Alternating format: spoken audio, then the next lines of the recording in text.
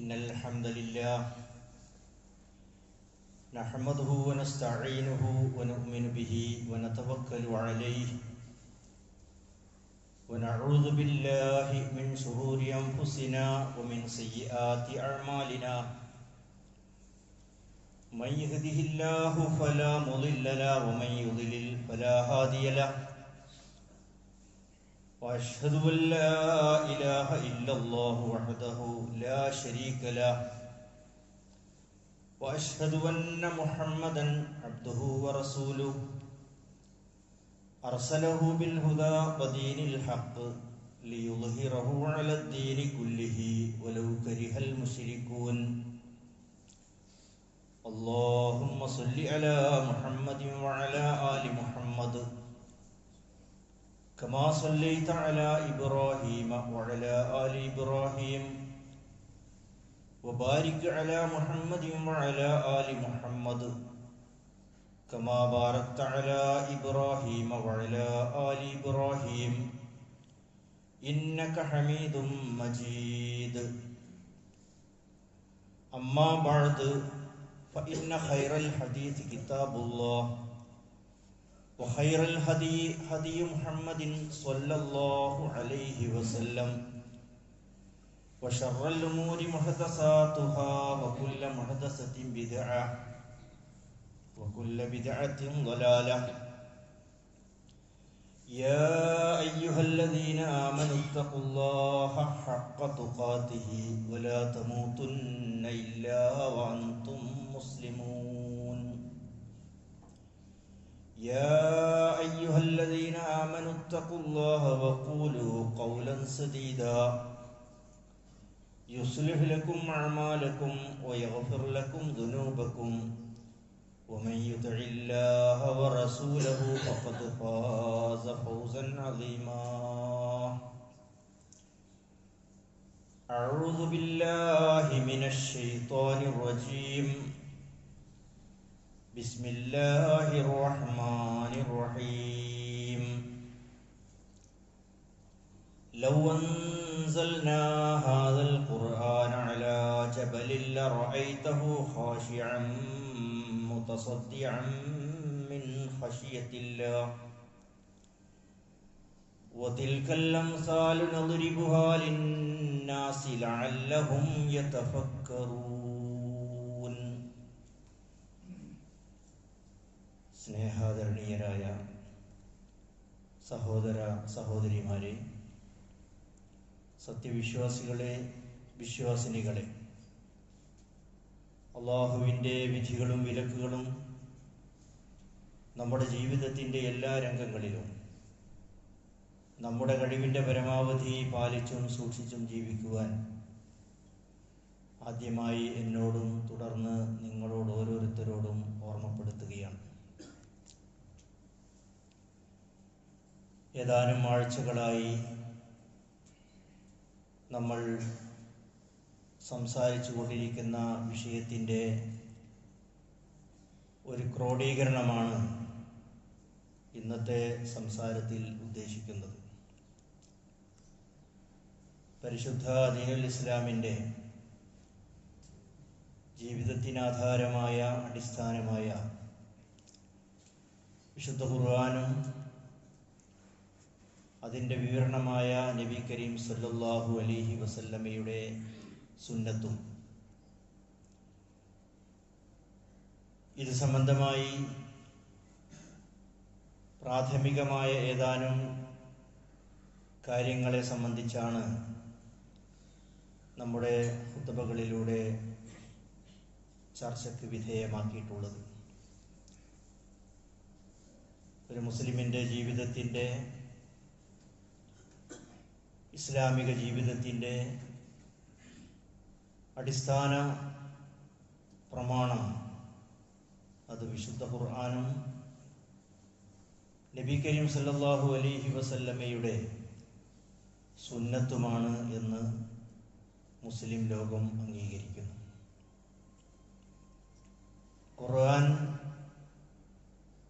തെറ്റുപറ്റാത്തതും വളരെ ശരിയായ രൂപത്തിൽ അള്ളാഹുവിൻ്റെ പ്രത്യേകമായ സംരക്ഷണത്തിന് വിധേയമായി നിലകൊള്ളുന്നതുമായ അന്തിമ വേദഗ്രന്ഥമാണ്. ആ ഖുർആനിൻ്റെ പ്രായോഗികമായ ജീവിത രീതിയാണ് നബി കരീം സല്ലല്ലാഹു അലൈഹി വസല്ലമയുടെ തിരുചര്യകൾ അഥവാ സുന്നത്ത്. ഈ സുന്നത്ത് നമുക്ക് മനസ്സിലാക്കുവാനുള്ള, പഠിച്ചറിയുവാനും ഉൾക്കൊള്ളുവാനുമുള്ള മാർഗം, അതിൻ്റെ സോഴ്സ് ഹദീസുകളാണ്. ഹദീസുകൾ പിൽക്കാലത്ത് ഗ്രന്ഥങ്ങളായി ക്രോഡീകരിക്കപ്പെട്ടവയാണ്. അങ്ങനെ ക്രോഡീകരിക്കപ്പെടാനുണ്ടായ സാഹചര്യങ്ങളും കാരണങ്ങളും അതിലേക്ക് നയിച്ച കാര്യങ്ങളുമെല്ലാം ചെറിയ രൂപത്തിൽ നാം മനസ്സിലാക്കുകയുണ്ടായി. അങ്ങനെ ക്രോഡീകരിക്കപ്പെട്ടിട്ടുള്ള ഹദീസുകളിൽ സാന്ദർഭികമായി ചില ക്രമക്കേടുകൾ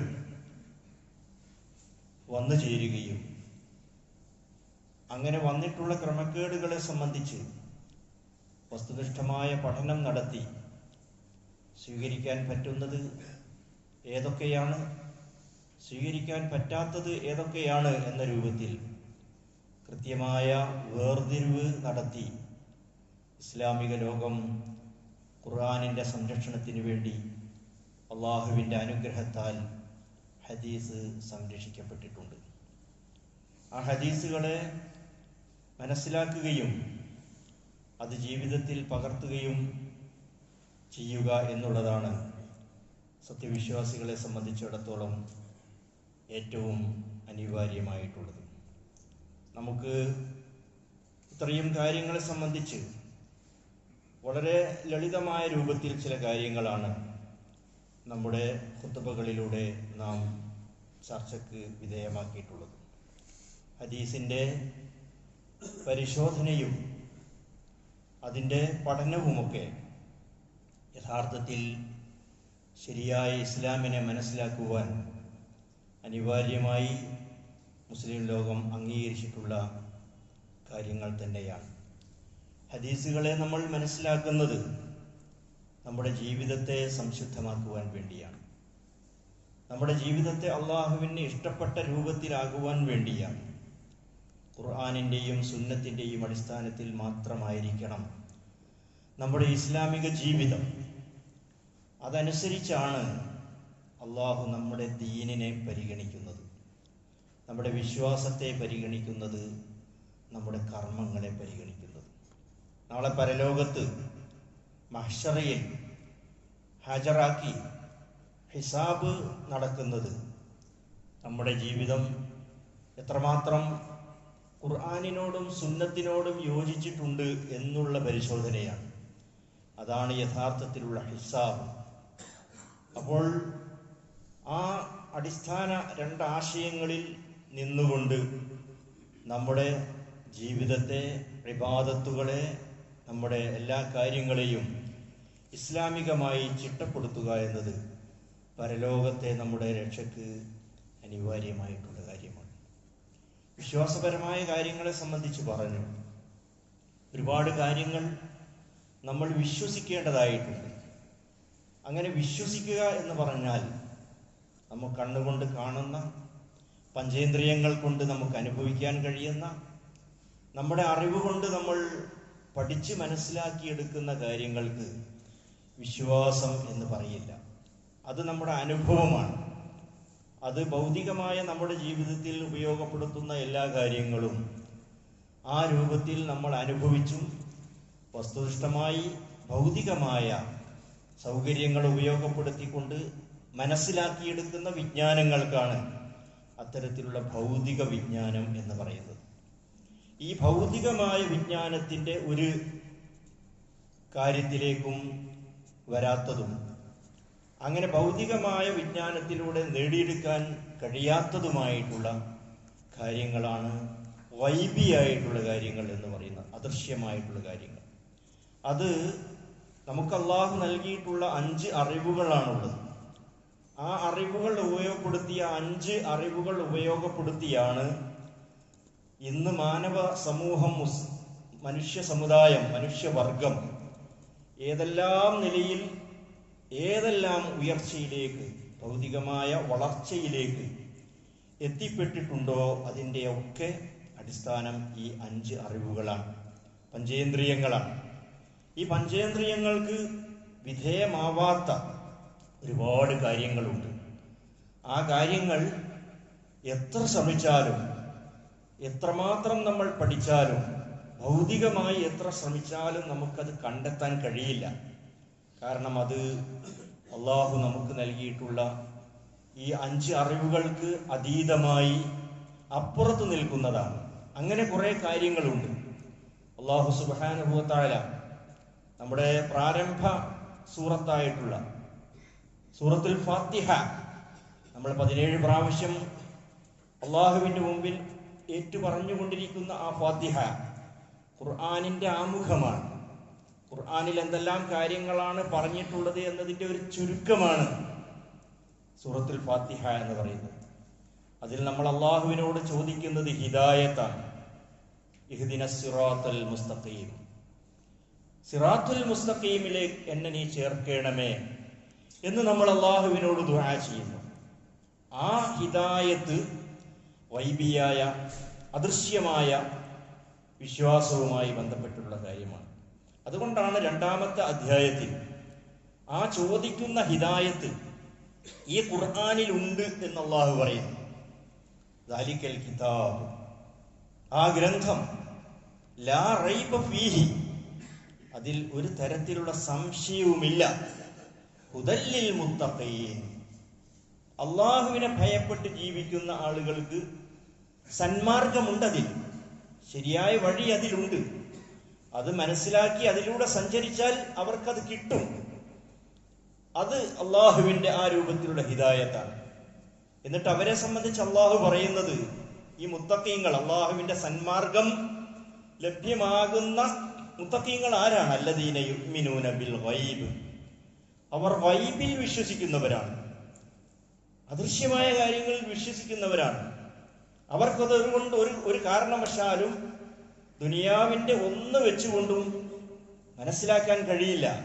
മറിച്ച് അള്ളാഹു നൽകിയ വിശുദ്ധ ഖുർആനിലൂടെ, പ്രവാചകൻ സല്ലല്ലാഹു അലൈഹി വസല്ലമ നമുക്ക് പഠിപ്പിച്ചു തന്നിട്ടുള്ള അധ്യാപനങ്ങളിലൂടെ നമ്മൾ ഉറച്ചു വിശ്വസിക്കുകയാണ്. യുഅ്മിനൂന ബിൽ ഗൈബ്, അദൃശ്യകാര്യങ്ങളിൽ വിശ്വസിക്കും.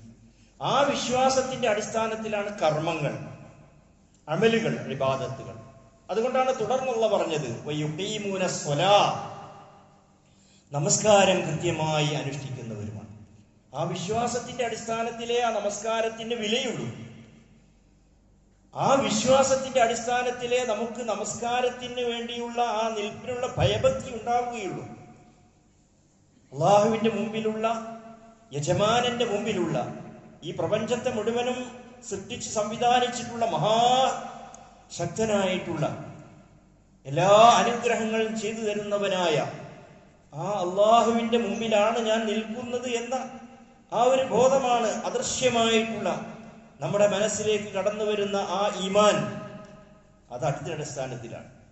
അതിന്റെ അടിസ്ഥാനത്തിൽ മാത്രമേ ഇബാദത്ത് ശരിയാവുകയുള്ളൂ. വയുഖീമൂന സ്വലാ വമിമ്മാ റസഖ്നാഹും യുൻഫിഖൂൻ, നാം അവർക്ക് നൽകിയതിൽ നിന്ന്, എന്താണ് നൽകിയത് എന്ന് അവിടെ പറയുന്നില്ല. മനുഷ്യൻ അല്ലാഹു എന്തെല്ലാമോ നൽകിയിട്ടുണ്ട്. ആ നൽകിയതിൽ നിന്നെല്ലാം അള്ളാഹുവിന്റെ വഴിയിൽ ചെലവഴിക്കുന്നതിന് ഒരു പ്രയാസവും അവർക്കുണ്ടാവുകയില്ല. അവർ വളരെ സർവാത്മന, സന്തോഷത്തോടുകൂടി, സംതൃപ്തിയോടുകൂടി തൻ്റെ കയ്യിലുള്ളതിനേക്കാൾ ഏറ്റവും ഇഷ്ടപ്പെട്ടതിനെ ചെലവഴിക്കുന്ന ആ സംഗതിയായി, ആ വസ്തുവായി, ആ സമയമായി, ആ അധ്വാനമായി, ആ ദുനിയാവിന്റെ സൗകര്യങ്ങളായി എന്തെല്ലാം നല്ല മാർഗത്തിൽ ചെലവഴിക്കുന്നതോ അത് തൻ്റെ കയ്യിൽ ഉള്ളതിനേക്കാൾ ഏറ്റവും എനിക്ക് ഉപകാരപ്പെടുന്നത് അതാണ് എന്ന് ചിന്തിച്ചുകൊണ്ടാണ് അവൻ ചിലവഴിക്കുന്നത്. വമിമ്മാ റസഖ്നാഹും യുൻഫിഖൂൻ വല്ലദീന യുഅ്മിനൂന ബിമാ ഉൻസില ഇലൈക, താങ്കൾക്ക് അവതരിപ്പിക്കപ്പെട്ടതിൽ അവർ വിശ്വസിക്കുന്നു. ഖുർആനിലും ആ ഖുർആനിന്റെ പുറമെ അതിന്റെ വിവരണമായ പ്രവാചകൻ സല്ലല്ലാഹു അലൈഹി വസല്ലമയുടെ ജീവിത രീതി ഉൾക്കൊള്ളുന്ന സുന്നത്ത്, അതും പ്രവാചകൻ അള്ളാഹു അവതരിപ്പിച്ചു കൊടുത്തത് തന്നെയാണ്. വമാ ഉൻസില ഇലൈക വമാ ഉൻസില മിൻ ഖബ്ലിക, താങ്കൾക്ക് മുമ്പ് അവതരിപ്പിക്കപ്പെട്ടിട്ടുള്ള വേദഗ്രന്ഥങ്ങളിലും അവർ വിശ്വസിക്കുന്നു. വബിൽ ആഖിറതി ഹും യൂഖിനൂൻ, പരലോകത്തിൽ അദൃശ്യമാണത്, വൈബാണത്. അതൊരിക്കലും നമുക്ക് ദുനിയാവിന്റെ അറിവുകൊണ്ട് നേടാനേ കഴിയില്ല.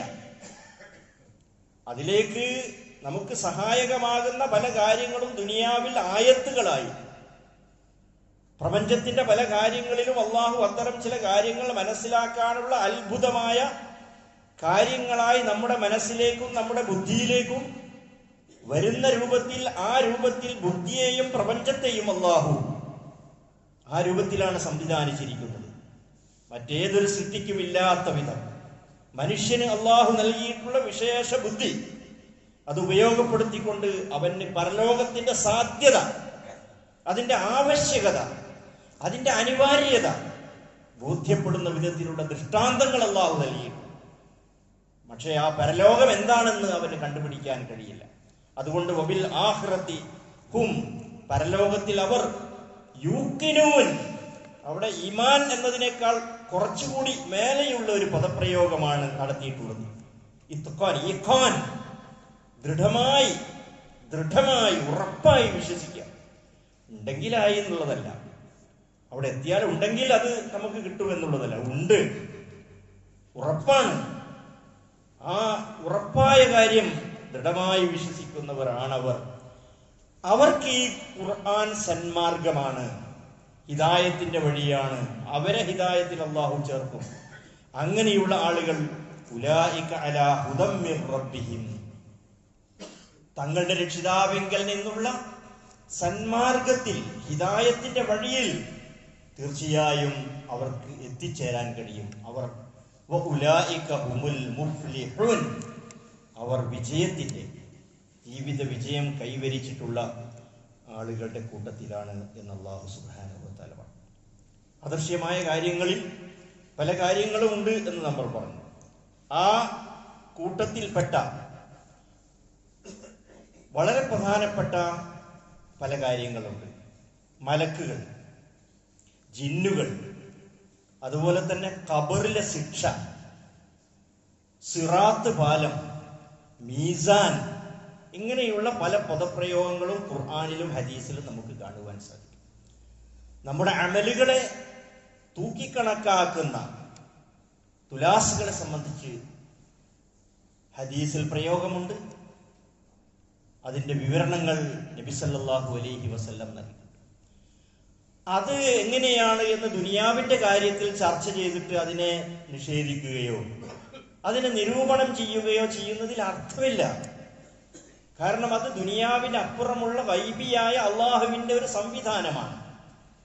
അപ്പൊ അതുകൊണ്ട് ദുനിയാവിന്റെ ഒരു തുലാസ് വെച്ചിട്ടോ ഇവിടെയുള്ള അതിന്റെ സംവിധാനങ്ങൾ വെച്ചോ അതിനെ തുലനം ചെയ്യേണ്ടതില്ല.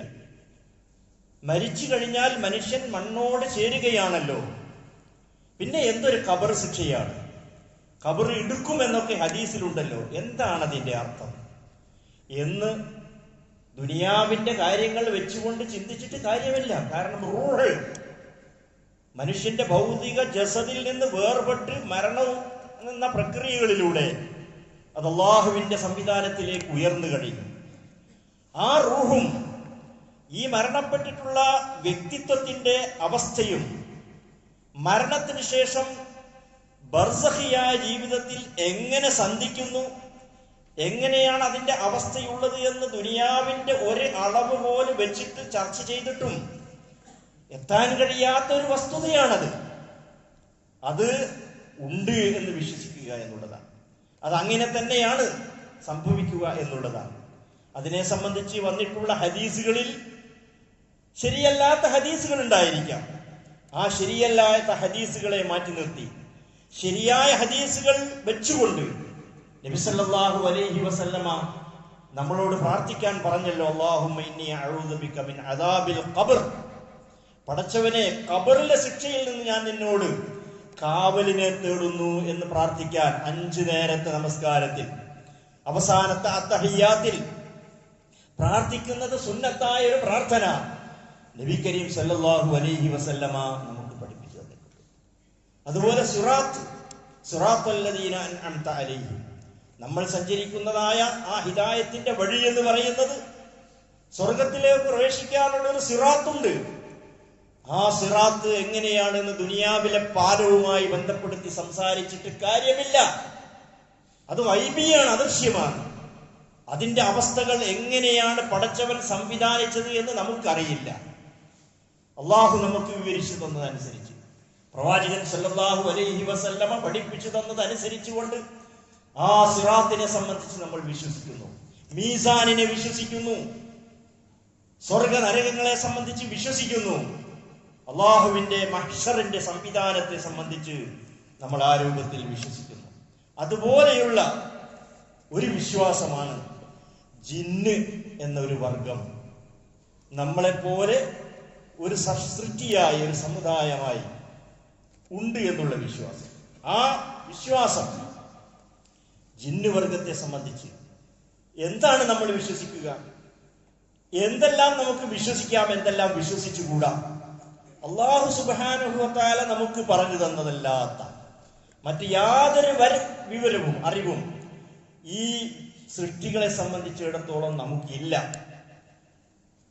അവരും നമ്മളുമായുള്ള ഇടപാട് ഏത് രൂപത്തിലാണ് എന്ന് അള്ളാഹു പറഞ്ഞതിനപ്പുറമുള്ള ഒരു വിശദീകരണവും ഒരു വ്യാഖ്യാനവും നമുക്ക് നിർവഹിക്കുവാൻ നിർവൃത്തിയില്ല. അങ്ങനെ ഉള്ള വ്യാഖ്യാനങ്ങളിലേക്ക് പോകുമ്പോൾ സംഭവിക്കുന്നത് നമ്മുടെ വിശ്വാസത്തിൽ തകരാറ് സംഭവിക്കുകയാണ് ചെയ്യുന്നത്. പല കാര്യങ്ങളും ഉപയോഗപ്പെടുത്തിയിട്ട് ജിന്നുകൾക്ക് നമ്മളെ സഹായിക്കാൻ കഴിയും, ജിന്നുകൾക്ക് നമ്മെ ഉപദ്രവിക്കാൻ കഴിയും എന്നൊക്കെയുള്ള വിശ്വാസം മുസ്ലിം സമൂഹത്തിൽ വ്യാപകമായി പ്രചരിക്കുന്നുണ്ട്. എന്നാൽ അല്ലാഹു സുബ്ഹാനഹു വ തആല ആ വർഗത്തെ സംബന്ധിച്ച് ഖുർആനിൽ പറഞ്ഞതും നബി കരീം സല്ലല്ലാഹു അലൈഹി വസല്ലമ നമ്മളോട് വിവരിച്ചതും ഈ പറഞ്ഞ കാര്യങ്ങളിൽ പരിമിതപ്പെടുത്തുക മാത്രമാണ് നമുക്ക് നിർവഹിക്കാനുള്ളത്.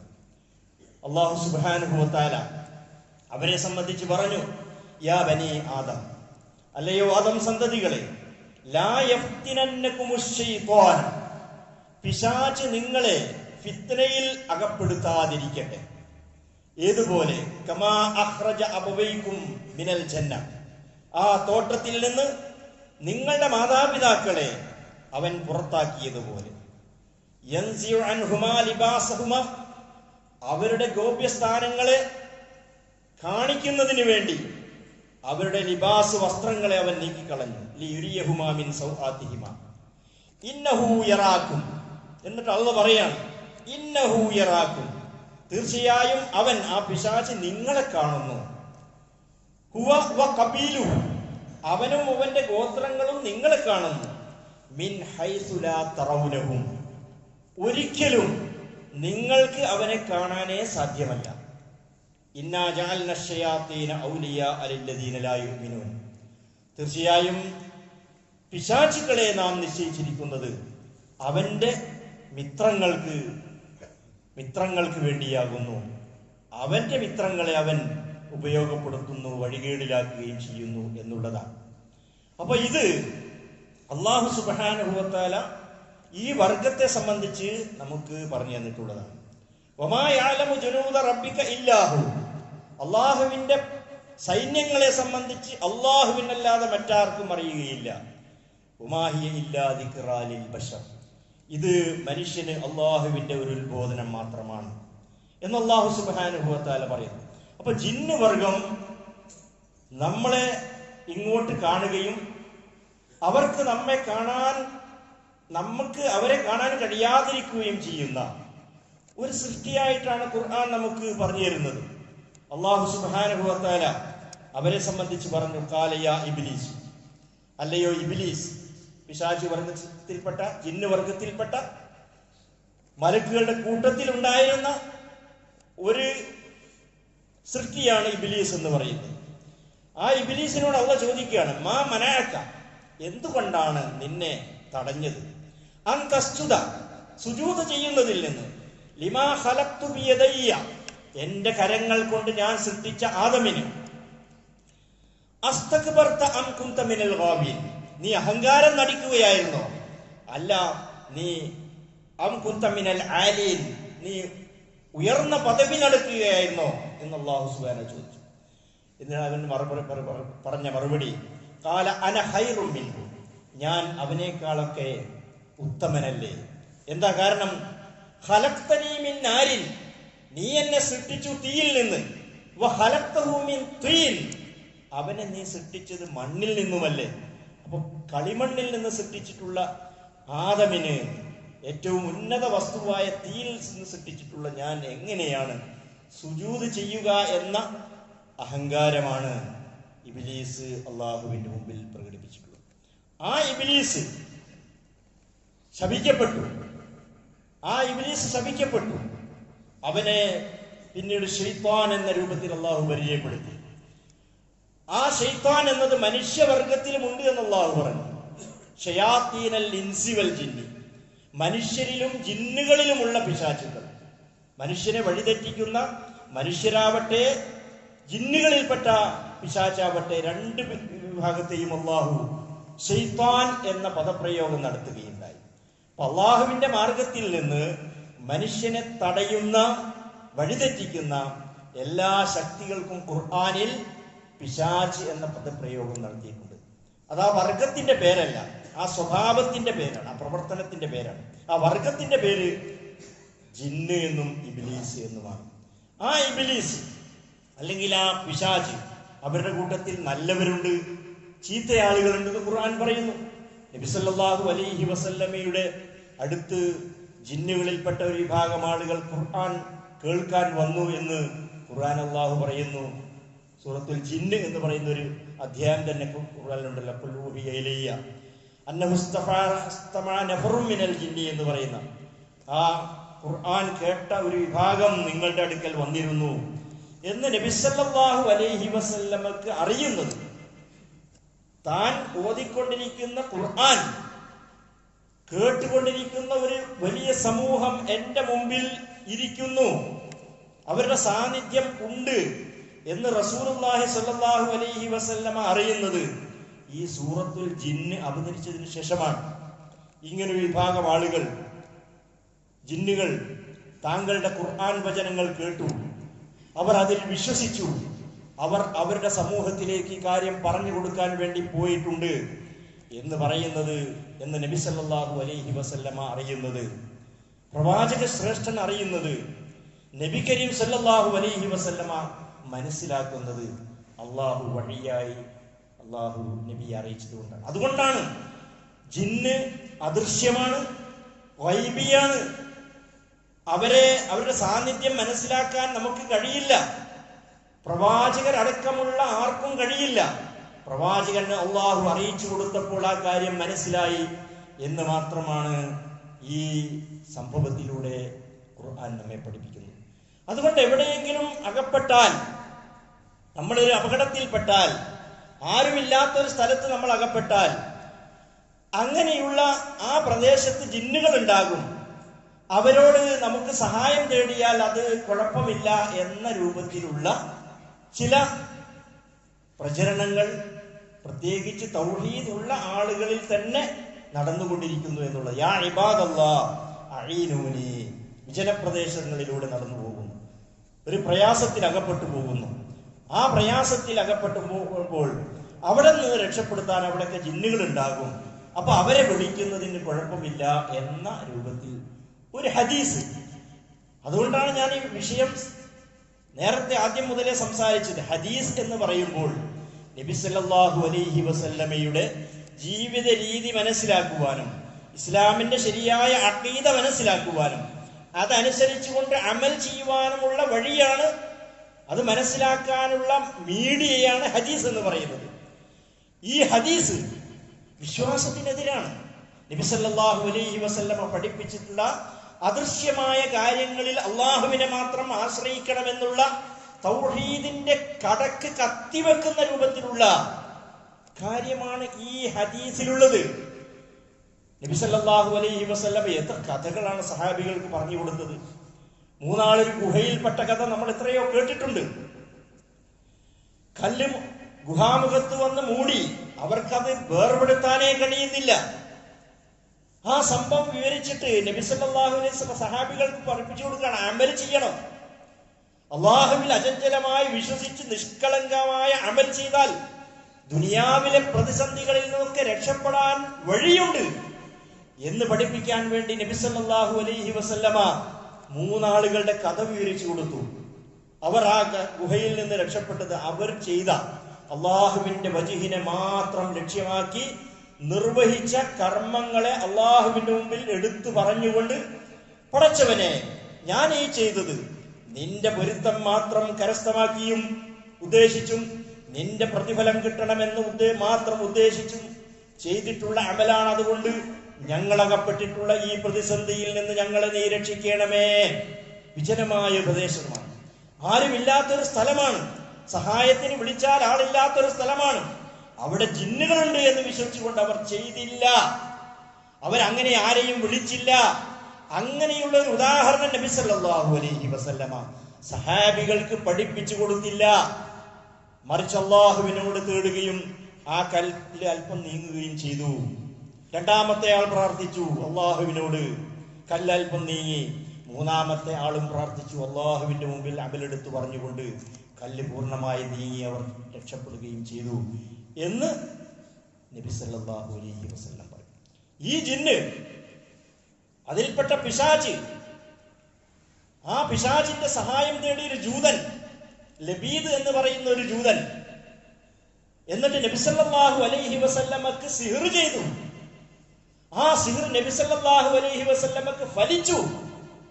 നബി സല്ലല്ലാഹു അലൈഹി വസല്ലമ 6 മാസത്തോളം താൻ എന്താണ് ചെയ്തത്, ചെയ്തോ ചെയ്തില്ലേ, ഇന്ന വീട്ടിൽ ഇന്ന ഭാര്യയുടെ അടുത്ത് ഞാൻ പോയോ പോയില്ലേ എന്നുള്ള സംശയങ്ങളും അസ്വസ്ഥതകളും മാനസികമായ വിഭ്രാന്തിയും റസൂലുള്ളാഹി സ്വല്ലല്ലാഹു അലൈഹി വസല്ലമക്കുണ്ടായി എന്ന ഹദീസ് നബി സല്ലല്ലാഹു അലൈഹി വസല്ലമയുടെ വ്യക്തിത്വത്തെയും പ്രവാചകൻ സല്ലല്ലാഹു അലൈഹി വസല്ലമയുടെ ഹൃദയത്തിന്റെ കരുത്തും ഖുർആൻ വിവരിച്ചു തന്നിട്ടുള്ള ആ അധ്യാപനങ്ങൾക്ക് വിരുദ്ധമാണ്. ഖുർആനിന്റെ ആശയത്തോട് നിരക്കാത്തതാണ്. പ്രവാചകൻ സല്ലല്ലാഹു അലൈഹി വസല്ലമയുടെ വ്യക്തിത്വത്തിന് നിരക്കാത്തതാണ്. എന്താണ് ഖുർആനിൽ അല്ലാഹു പറഞ്ഞത്? ലൗ അൻസൽനാ ഹാദൽ ഖുർആന അലാ ജബലിൻ ലറഅയ്തഹു ഖാശിഅൻ മുതസദ്ദിഅൻ മിൻ ഖശിയത്തില്ലാഹ് വതിൽകൽ അംസാലു നദ്രിബുഹാ ലിന്നാസി ലഅല്ലഹും യതഫക്കറൂൻ. ഈ ഖുർആൻ എങ്ങാനും ഒരു പർവ്വതത്തിന്റെ മുകളിലായിരുന്നു നാം അവതരിപ്പിച്ചിരുന്നതെങ്കിൽ ലറഅയ്തഹു ഖാശിഅൻ മുതസദ്ദിഅൻ മിൻ ഖശിയത്തില്ലാഹ്, ആ പർവ്വതം അള്ളാഹുവിനെ ഭയപ്പെട്ടുകൊണ്ട് ഇടിഞ്ഞ് പൊളിഞ്ഞ് തകരുന്നതായി നിനക്ക് കാണാമായിരുന്നു. ഈ ഉദാഹരണം നാം നിങ്ങൾക്ക് വിവരിച്ചു തരുന്നത് ജനങ്ങൾക്ക് വിവരിച്ചു കൊടുക്കുന്നത് ലഅല്ലഹും യതഫക്കറൂൻ, അവർ ചിന്തിക്കുന്നതിന് വേണ്ടിയാണ്. ലബീദ് എന്താണ് ചെയ്തത്? ഈത്തപ്പനയുടെ കൂമ്പാളയെടുത്തു, ചീർപ്പിന്റെ പല്ലുകൾ എടുത്തു, അല്പം മുടിയെടുത്തു, കുറച്ച് നഖങ്ങൾ എടുത്തു. ഇതെല്ലാം ചുരുട്ടിക്കെട്ടി ഒരു കിണറ്റിൽ കൊണ്ടുപോയി ഇട്ടു. ആ കിണറിൽ ഇട്ട സാധനം അവിടെ നിന്ന് നബി സല്ലല്ലാഹു അലൈഹി വസല്ലമയുടെ വീടിന്റെ എത്രയോ അകലെ നിന്ന് ഉള്ള ആ കിണറ്റിലിട്ട സാധനം നബി സല്ലല്ലാഹു അലൈഹി വസല്ലമയുടെ മനസ്സിന് വിഭ്രാന്തിയും അസ്വസ്ഥതയും വിഷമവും ഉണ്ടാക്കുന്ന വിധത്തിൽ അത് ഫലിച്ചു എന്ന് പറയുക. നമ്മൾ എന്തിനു വേണ്ടിയാണ് നമ്മൾ പോരാടുന്നത്? നമ്മൾ എന്ത് ജിഹാദാണ് നിർവഹിക്കുന്നത്? നമ്മൾ കേരളക്കരയിൽ ഉണ്ടാക്കിയിട്ടുള്ള ജിഹാദ് എങ്ങനെയാണ്? നൂല് കെട്ടുക, ചരട്, കറുത്ത ചരട്, ആ ചരടിൽ ചില മന്ത്രങ്ങൾ നടത്തി എന്ന് ഊതി അത് കെട്ടിയാൽ രോഗം മാറും, പ്രശ്നങ്ങൾ പരിഹരിക്കപ്പെടുമെന്ന് വിശ്വസിക്കുന്ന അന്ധവിശ്വാസത്തെ നമ്മൾ അള്ളാഹുവിൽ തവക്കുലാക്കി പ്രാർത്ഥിക്കുകയാണ് വേണ്ടത്, ഭൗതികമായ ചികിത്സ നേടുകയാണ് വേണ്ടത് എന്ന് ഈ സമൂഹത്തെ പഠിപ്പിച്ചവരാണ് തൗഹീദുള്ള കേരളത്തിലെ മുവഹിദുകൾ. ആ മുവഹിദുകൾ, അങ്ങനെ പ്രചരിപ്പിച്ചിട്ടുള്ള മുവഹിദുകൾക്ക് ഈ കേവലമായ ചീർപ്പിന്റെ കഷ്ണവും ഈ കൂമ്പാളയും അതുപോലെ തന്നെ ഈ നഖത്തിന്റെ അവശിഷ്ടങ്ങളും ഏതാനും മുടികളും.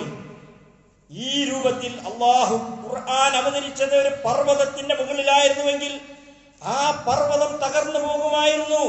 മറിച്ച് അതിനേക്കാൾ ശക്തമായ ഈമാനിന്റെയും ശക്തിയുടെയും ഹൃദയത്തിന്റെ ഉടമയായ റസൂലുള്ളാഹി സ്വല്ലല്ലാഹു അലൈഹി വസല്ലമക്ക് കേവലം ഈ ലബീദിന്റെ ചെപ്പടി വിദ്യകൾ ഫലിച്ചു എന്ന് പറയുന്ന അന്ധവിശ്വാസം അത് തീർത്തും ഖുർആനിനെതിരാണ് എന്ന് പ്രഖ്യാപിക്കാൻ നമുക്ക് കഴിയണം. അത് തുറന്നു പറയാൻ നമുക്ക് കഴിയണം. ആ രൂപത്തിൽ കരുത്തുറ്റ ഈമാനിന്റെ വക്താക്കളാണ് നമ്മൾ. അതനുസരിച്ചുകൊണ്ട് നബി സല്ലല്ലാഹു അലൈഹി വസല്ലമക്ക് അത്തരം കാര്യങ്ങൾ നടന്നിട്ടുണ്ട് എന്ന് പറയുന്ന ഒരു ഹദീസ്, അത്തരം ഹദീസുകൾ കണ്ടാൽ എന്ത് ചെയ്യണമെന്നാണ് പണ്ഡിതന്മാർ പറഞ്ഞിട്ടുള്ളത്. അതവിടെ മാറ്റിവെക്കുക.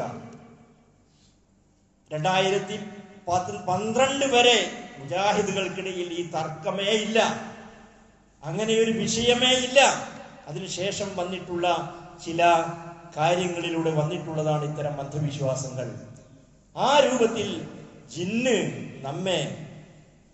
നമ്മളിൽ ഇടപെടുമെന്നും നമുക്ക് രോഗമുണ്ടാക്കുമെന്നും നമുക്ക് പ്രശ്നങ്ങൾ ഉണ്ടാക്കുമെന്നും മാരണക്കാരായിട്ടുള്ള മാട്ടുവിദ്യക്കാരായിട്ടുള്ള ആളുകൾക്ക് അവർക്ക് സഹായിച്ചുകൊണ്ട് നമുക്കെതിരിൽ ഉപദ്രവമേൽപ്പിക്കാൻ കഴിയുമെന്നും വിശ്വസിക്കുന്നത് അദൃശ്യമായ രൂപത്തിലുള്ള വിശ്വാസമാണ്.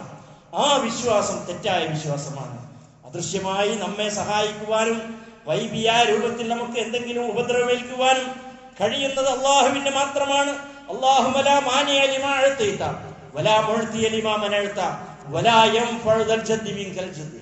നമസ്കാരത്തിന് ശേഷം പ്രഖ്യാപിക്കുന്നതാണ്, പടച്ചവനെ നീ തടഞ്ഞതിനെ തരാനില്ല ആളില്ല, നീ നൽകിയതിനെ തടയാനും ആരില്ല, നിന്റെ ശക്തിക്ക് മുമ്പിൽ ഒരുത്തന്റെ ശക്തിയും വിലപ്പോവുകയില്ല എന്ന് നമ്മൾ പറയാൻ വേണ്ടി നബി സല്ലല്ലാഹു അലൈഹി വസല്ലമ നമ്മളോട് ആജ്ഞാപിക്കുന്നു.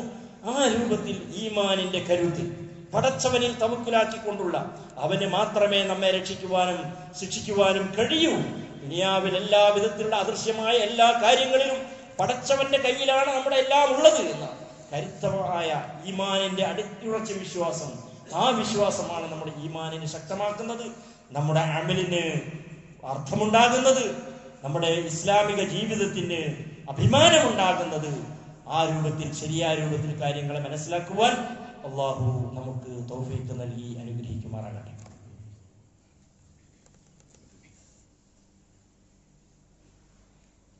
അൽഹംദുലില്ലാഹ് വസല്ലല്ലാഹു വസല്ലമ അലാ നബിയിനാ മുഹമ്മദ് സ്വലാത്തുൻ തദൂമു ബിഹി ഇലാ യൗമിൽ ഹിസാബ്. അയ്യുഹൽ ഇഖ്വാനു വൽ അഖവാത്ത് ഇത്തഖുല്ലാഹ ഇബാദല്ലാഹ്. സഹോദര സഹോദരിമാരെ, ഒരിക്കൽ കൂടി അള്ളാഹുവിൻ്റെ വിധികളും വിലക്കുകളും പാലിച്ചും സൂക്ഷിച്ചും ജീവിക്കുവാൻ എന്നോടും നിങ്ങളോടും ആജ്ഞാപിക്കുകയാണ്. അല്ലാഹുവല്ലാത്ത ഏതെങ്കിലും രൂപത്തിലുള്ള ശക്തികളെ അദൃശ്യമായ രൂപത്തിൽ നമ്മെ സ്വാധീനിക്കുവാനോ നമുക്ക് അപകടം വരുത്തുവാനോ നമ്മെ സഹായിക്കുവാനോ കഴിയും എന്നുള്ള വിശ്വാസത്തെ ഖുർആൻ ചോദ്യം ചെയ്യുന്നത്, ഖുർആൻ നമ്മുടെ മുമ്പിൽ എടുത്ത് പറഞ്ഞു തരുന്നത്, നിങ്ങൾ അവരോട് ചോദിക്കുക എന്നുള്ള അംലഹും അലഹും അർജുനൻ, അവർക്ക് കാലുകളുണ്ടോ? യംശൂന ബിഹാ, ആ കാലുകൾ ഉപയോഗിച്ചുകൊണ്ട് നമ്മുടെ അടുത്തേക്ക് നടന്നു വന്ന് നമ്മെ എന്തെങ്കിലും ചെയ്യാനുള്ള കഴിവ്, നമ്മൾ ഈ ലോകത്ത് ഈ രൂപത്തിൽ നമ്മെ സഹായിക്കാനും രക്ഷിക്കുവാൻ ശിക്ഷിക്കുവാനോ ഉപദ്രവിക്കുവാനും ഒക്കെ കഴിയുന്ന ഇത്തരം ശക്തികൾക്കുണ്ടോ? അംലഹും ഐദിൻ, അതല്ല അവർക്ക് കൈകളുണ്ടോ? യബ്തിശൂന ബിഹാ, അതുകൊണ്ട് പിടിച്ചു നമ്മെ ഉപദ്രവിക്കാൻ. അംലഹും അഅ്യുനുൻ, അതല്ല അവർക്ക് കണ്ണുകളുണ്ടോ? യുബ്സിറൂന ബിഹാ, അതുകൊണ്ട് നമ്മെ കണ്ണുകൊണ്ട് ഉപദ്രവിക്കാൻ നോക്കി എന്തെങ്കിലും ചെയ്യാൻ. അംലഹും ആദാനുൻ, അതല്ല അവർക്ക് ചെവികളുണ്ടോ?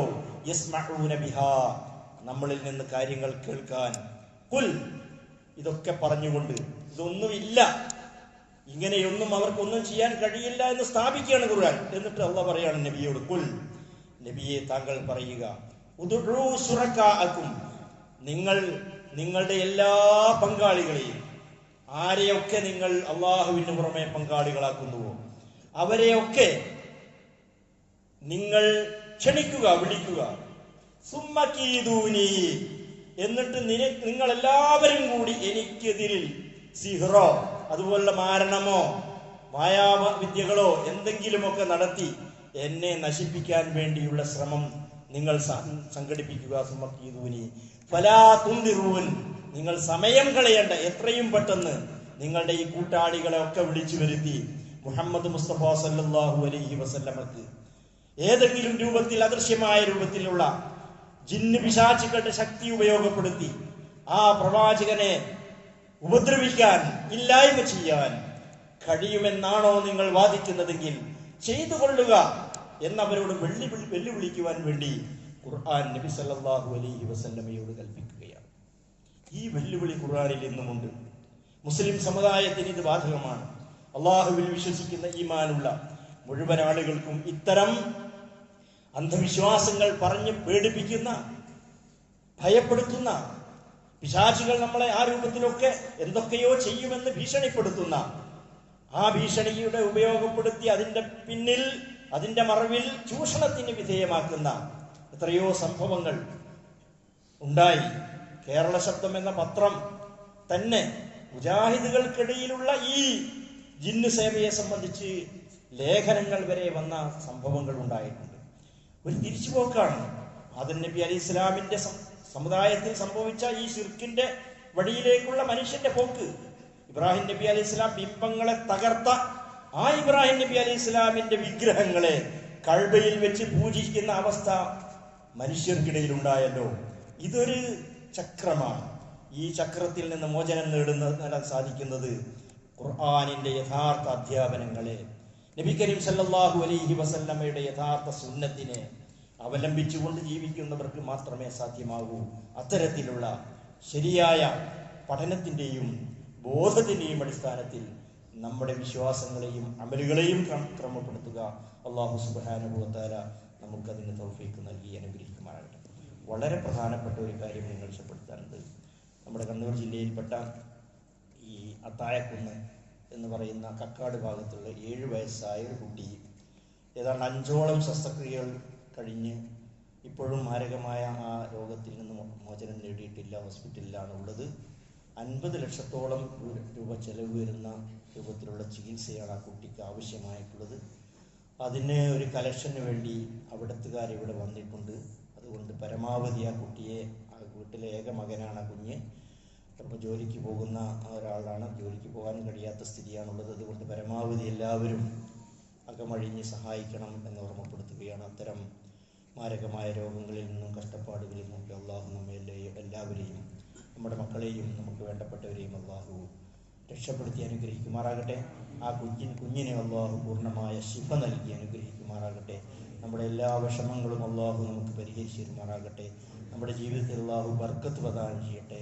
اللهم كل المؤمنين والمؤمنات والمسلمين والمسلمات والأحياء منهم والأموات إنك سميع قريب مجيب الدعوات ومنزل البركات وقاضي الحاجات طيب ثراهم واجعل الجنة مأوانا ومأواهم ربنا آتنا في الدنيا حسنة وفي الآخرة حسنة وقنا عذاب النار ربنا اغفر لنا ولإخواننا الذين سبقونا بالإيمان ولا تجعل في قلوبنا غلا للذين